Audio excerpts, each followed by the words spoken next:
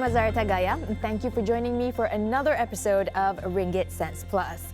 It's the eve of Chinese New Year, and that means reunion dinners with the family, and for some last-minute packing of Ang Paos to be given out on Chinese New Year. So, how much are parents giving out for Ang Paos these days? What's the going rate? Also, what should you do with the Ang Pao money that you receive? We went around town to hear what people have to say. Depends. For parents or close uncles, auntie, they will probably give 100 to 300. But for normal people like colleagues or supplier or what, they probably will give 10 to 50 max. Selalunya kalau you bagi tu berapa amount yang you akan bagi kepada orang? RM5. Biasanya parents saya bagi 11 ringgit. Kalau untuk kawan-kawan, emak kawan-kawan dia biasanya RM2 sajalah. 2 atau RM5. My parents can go up to 300 around there, estimated. But as I get older, we get less and less because we are working now. For colleague and my friends, normally they give like 10 to 20. And then for my relatives, sometimes they give 100,000, 5,000. From the people we talked to, there doesn't seem to be a fixed rate of how much Ang Pao should be given out. We went online and did find an article from Compare Hero, which gave a guide of how much to give. It ranges from 5 ringgit for children of friends and relatives, up to 188 ringgit for your parents and in-laws. The only rules you have to remember is that married couples are the ones who give out Ang Paos, although it's increasingly popular for those who are single and already working to give an Ang Pao to their parents. Once your children start collecting Ang Pao, take this as an opportunity to teach them how to save money. So, what's the best way to teach young children how to save their Ang Pao money? Well, here's one tip that you can use. Give them 3 coin boxes to save in. The first one is for daily expenditure. The second is for their savings so that they learn how delayed gratification works. And lastly, the third is for charity so that they appreciate what they have in life now. That tip was from Rajan Devadasan, the CEO of RD Wealth Creations. He added that when the children grow older, they should then divide their money into 4 categories. The new category is money for religious obligations such as zakat or donation to a church or temple. This will teach them about their religious responsibilities. The next is money set aside for savings, then charity, and their own expenditure. For savings, he recommends not more than 50%, and the rest can go into your other accounts. Rajan says for children who are taught how to manage from a young age, they are less likely to make mistakes with money when they are adults. For Lynette Lee, the CEO of the Financial Planning Association of Malaysia, she opened a bank account for her daughter. She will bring her daughter to the bank and allowed her to operate her own bank account when she reached 18. When her daughter was a newborn, she used to have a bank account under her name, and as she grew older, the account was turned into a joint account with Lynette as the trustee. Lynette advises parents to prioritize saving for the children's education. We also asked people what they spend their Ang Pao money on. Usually, I will spend it on whatever that I want at the moment, but got extra that I will save lah. But usually, I will just spend it lah on food, on clothes, Chinese New Year. Yeah. Sikit kasih itu orang tua lah. Selalu saya ada pergi orang tua sana mah, tolong. After Chinese New Year, I will put into the bank. I will just save it. Yeah, and I use it for for future use lah. Yeah, if you keep in the bank. I will invest in stock market, all this. Let's say the high amount one, I will go for a trip or something. And then, but there's one Ang Pao that I will never spend, which is the Ang Pao from my boss. I always keep under my bed for good luck. Felix Neo, director at Wealth Vantage Advisory, advises parents to invest the Ang Pao money. A good option is unit trust, as you can invest small amounts too. Parents with more knowledge and the time can also help their children buy blue chip stocks online. The other options parents should also look at is opening a National Education Savings Scheme or SSPNI account. The amount parents save in their children's account is also tax deductible, so it's a double win for parent and child. Whatever options you choose, teaching your children to manage and invest their Ang Pao money is a blessing that will last longer than the money they receive. Whatever amount you give, make sure it's something you can afford. And for those receiving Ang Paos, we hope you invest some of it. After this, we'll be looking at what kind of children's savings accounts you can open to save all that Ang Pao money. Which ones are the best options for your child? We're going for a short break now. While we're gone, if you want more ideas on what you can do with your Ang Pao money, go to our Facebook page for more ideas of how to grow your money. See you in a bit.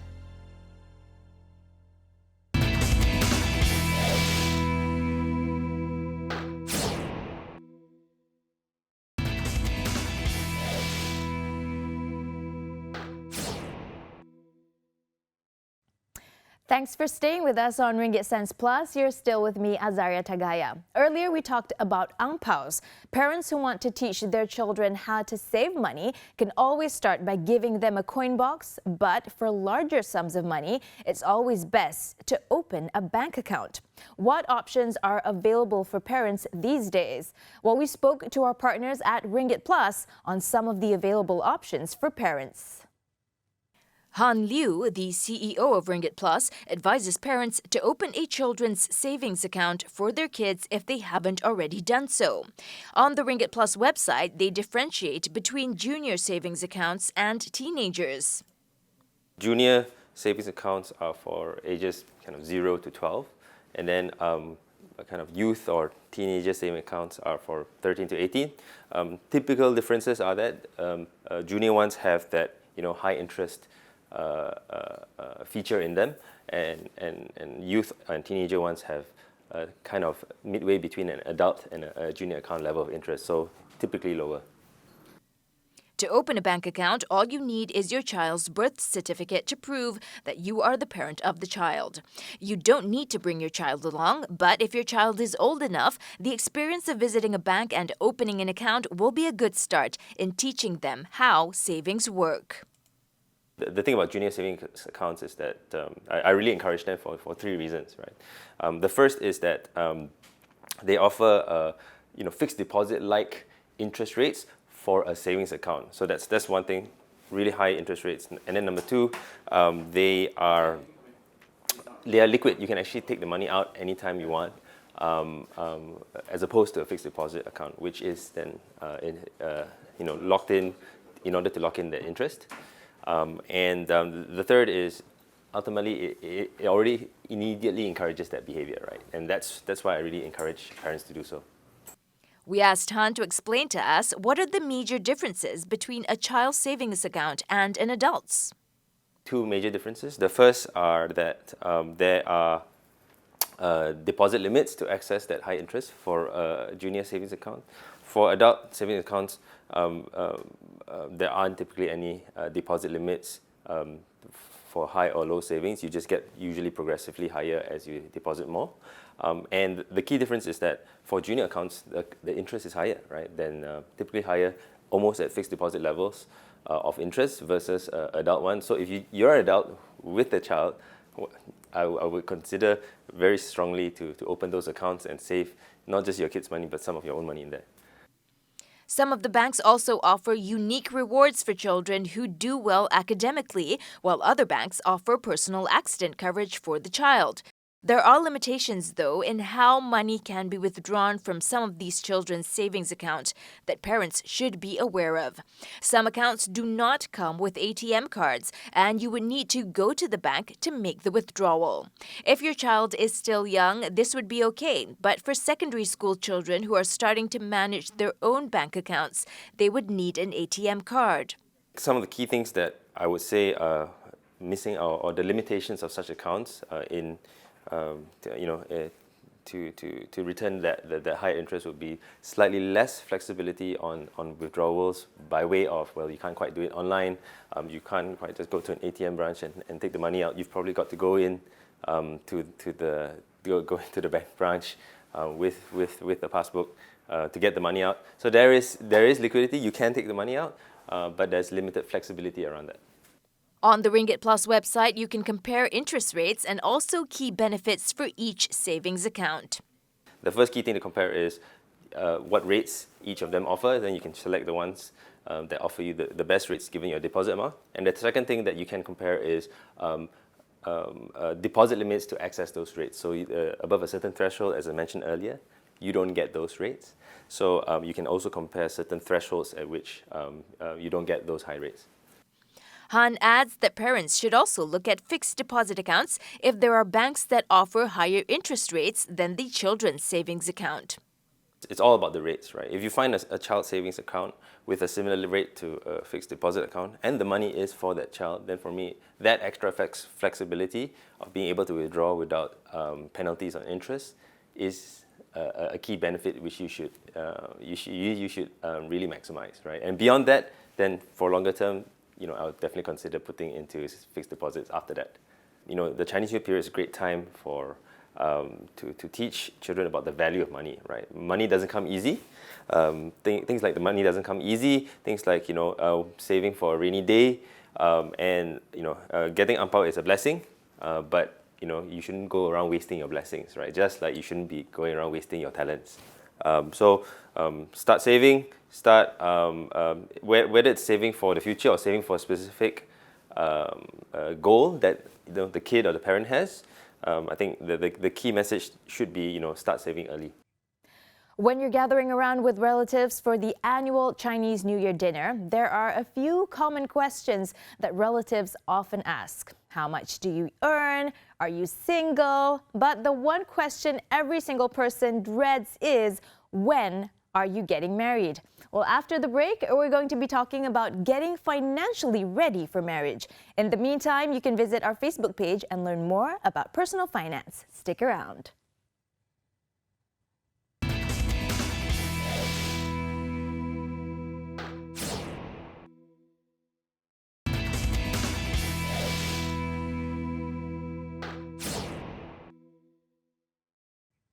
Thanks for staying with us on Ringgit Sense Plus. For those of you who are single and dreading whenever relatives ask you, when are you getting married?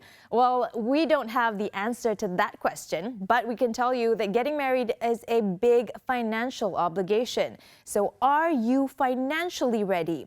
We spoke to a licensed financial advisor on what you should know.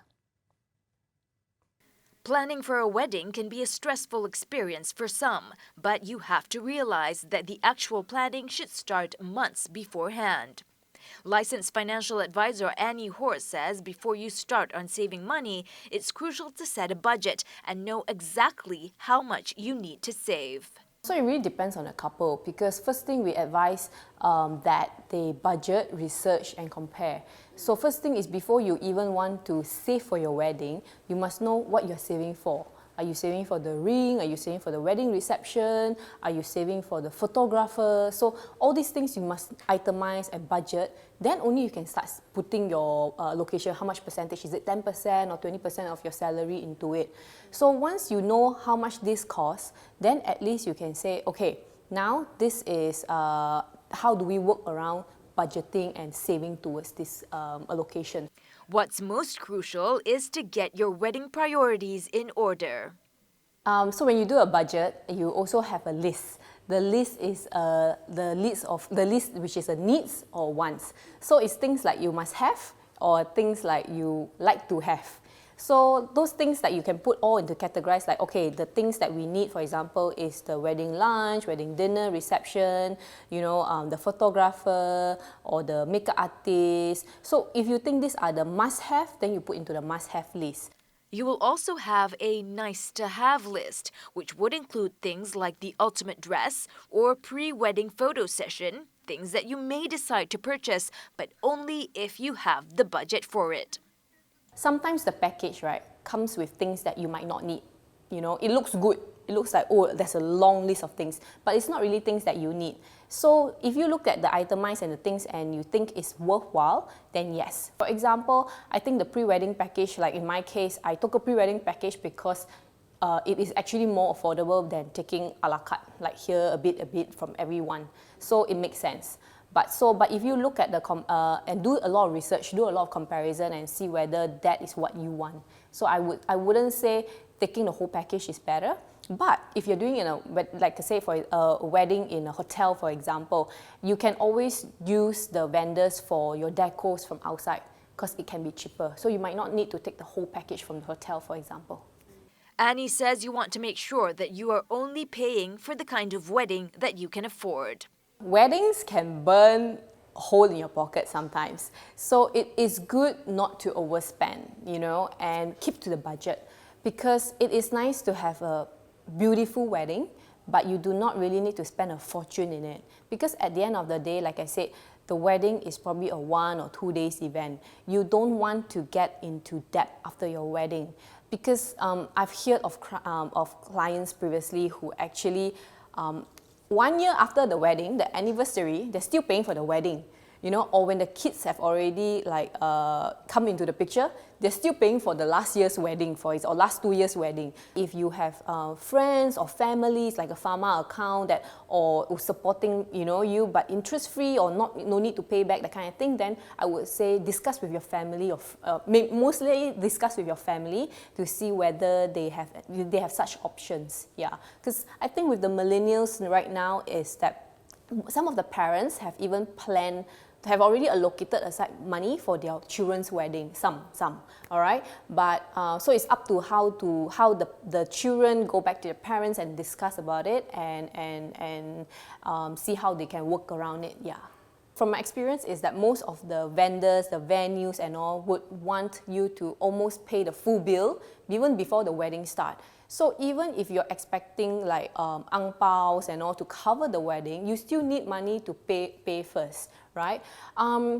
Expectation of Ang Pao is not should not be the reason to cover your wedding, for example. And I think for example, the Chinese culture, it is nice to be given as a blessing for the couples, but not necessary to cover the wedding. So the couples should always always be prepared that you are not having a wedding and you're not expecting the Ang Paos and all to cover it. So you should also buffer for what if it doesn't cover, for example, yeah. Couples should not overlook the fact that their finances will be a crucial part of their life together as husband and wife. I always feel that, your wedding is only almost like a one-day event. But your marriage is supposed to be a lifetime thing. So apart from saving for the wedding, I'm pretty sure couples don't just come together and save towards the wedding and then that's it. You need to start saving also and talking about financial commitments. As for example, where are we going to stay when we get married, for example? Are we staying with our parents? Are we renting? Or are we, buying a place? So these are the things that couple needs to come and talk together, discuss together, because that will be the after wedding. Or after the wedding, these are the things that financial commitments that they need to talk together. Or things like your financial household, who's paying for what bills and things like that. So these are the things that couples should be able to discuss, even prior to the wedding, all right? And then also things like in future, like the baby planning, family planning, and kids planning. So a lot of things comes into place after the wedding. So the next time someone asks you, when are you getting married? Well, you can always reply, you're working on your finances before you're ready. Now, we hope the stories we shared today will help brighten up your Chinese New Year. If you found it interesting, you can share it with others from our Facebook page or find us on YouTube. I'm Azara Tagaya. Happy Chinese New Year to all of you. And remember to invest and save wisely.